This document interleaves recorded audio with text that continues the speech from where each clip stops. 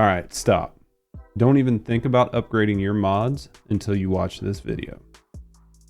What's up, YouTube? Today we're going to dive into everything you need to know about mods in Once Human. But first, let's go ahead and cover the basics. What exactly are mods? Mods are enhancements for your gear that can boost your stats, provide bonuses, or even change how you play the game. For example, some weapon mods automatically refill your magazine from reserves, while others cause status effects to jump to the next target when you defeat an enemy. There are even armor mods that might reduce your ability to deal weak spot damage, but compensate by increasing your crit rate. Mods are crucial for build crafting in Once Human, and something that you will spend a lot of time grinding for in the end game. Currently, there are 5 tiers of mods in the game. You have normal, standard, rare, epic, and legendary. Most of the time you will never see a normal mod, but there is actually a placeholder for it, just in case. Now you can find these mods all over the map, from random chests and events to in-game raids. The tier of mod that you get is generally determined by the difficulty of the content you're running. So, for example, chests in the Dayton wetlands will drop lower tier mods than what you would find in the end game raid. While you can occasionally luck into some decent low level mods randomly, the most reliable way to farm high tier mods is by tackling silos, monoliths, prime wars, and raids. For the purpose of this guide, we will be focusing on silos and monoliths, as those are the most accessible way to farm mods currently. Farming mods is all about knowing what you actually need. If you're after a specific armor mod, you need to head to silos. If you're after a particular weapon mod, you need to head to the monoliths.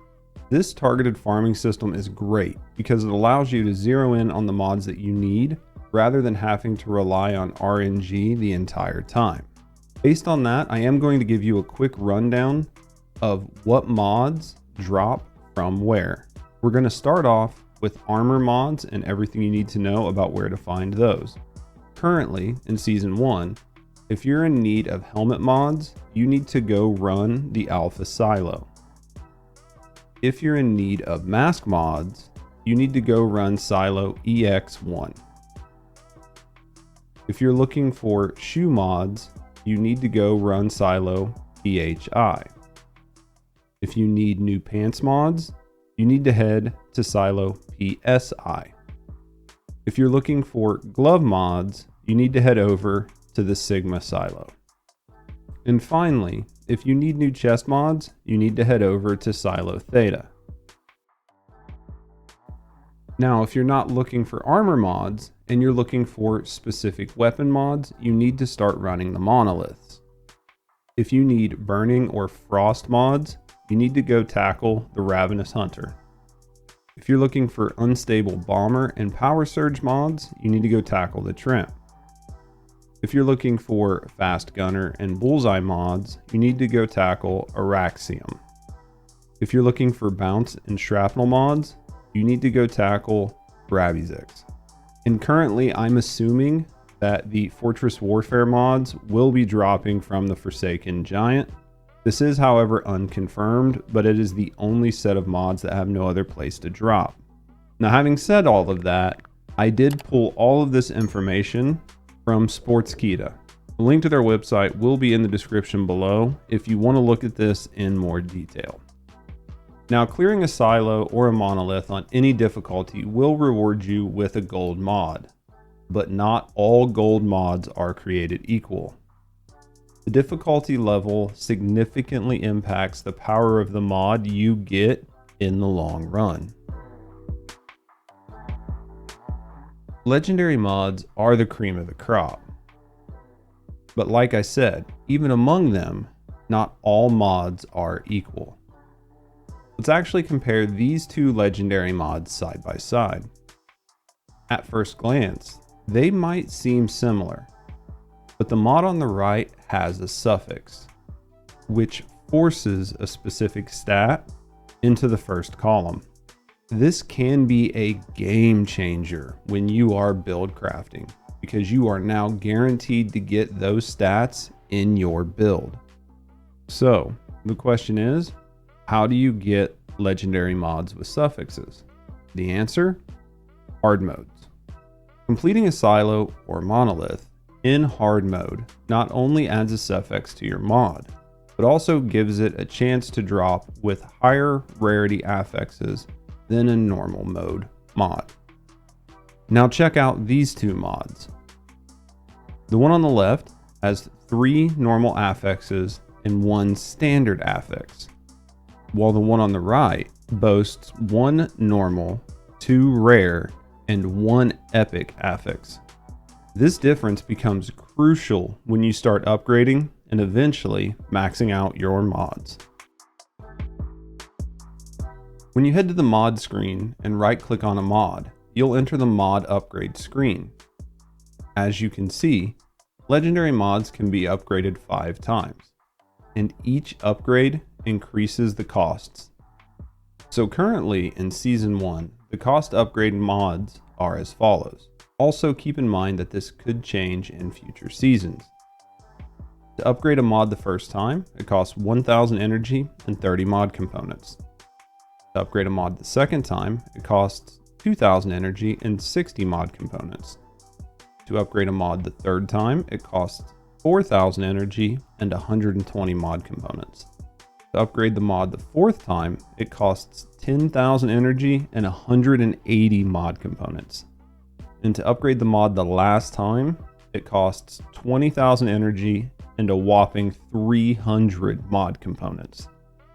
Basically, what you need to know is that in total, maxing out a mod in Season 1 will cost you 690 mod components and 37,000 energy. While energy is relatively easy to come by, mod components are a completely different story. They're scarce, and you only get a small amount from chests, clearing silos or monoliths, prime wars, and raids.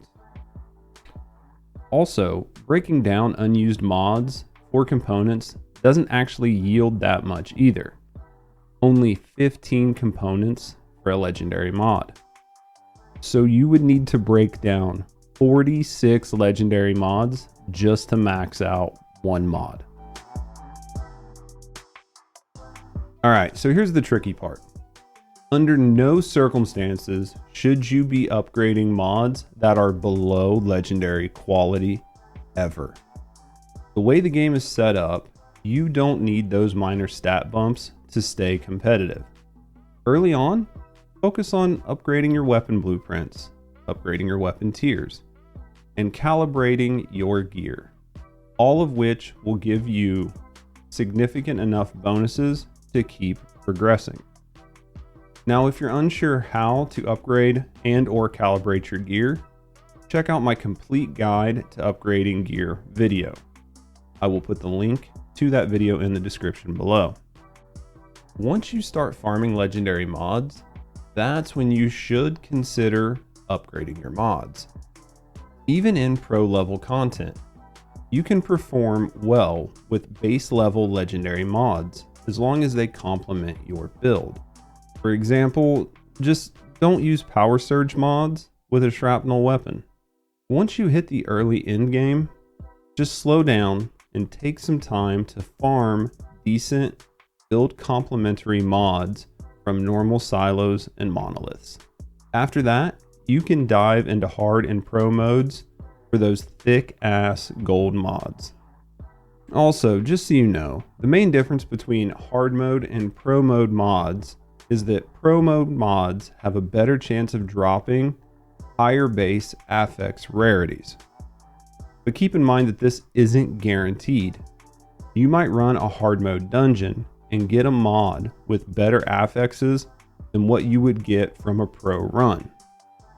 My advice? If you can run pro, do it. If not, hard mode is a solid choice. Either way, you're getting mods worth upgrading, and you'll be glad you saved all of your resources for this point. All right, now that you're armed with all of this information, stop upgrading subpar mods and quit using controllers on low-level content. Save those controllers for when you're farming harder content for a chance at those sweet, sweet S-tier mods. If this video helped you understand mods in Once Human, consider liking and subscribing. Thanks for watching, and I'll see you in the next video.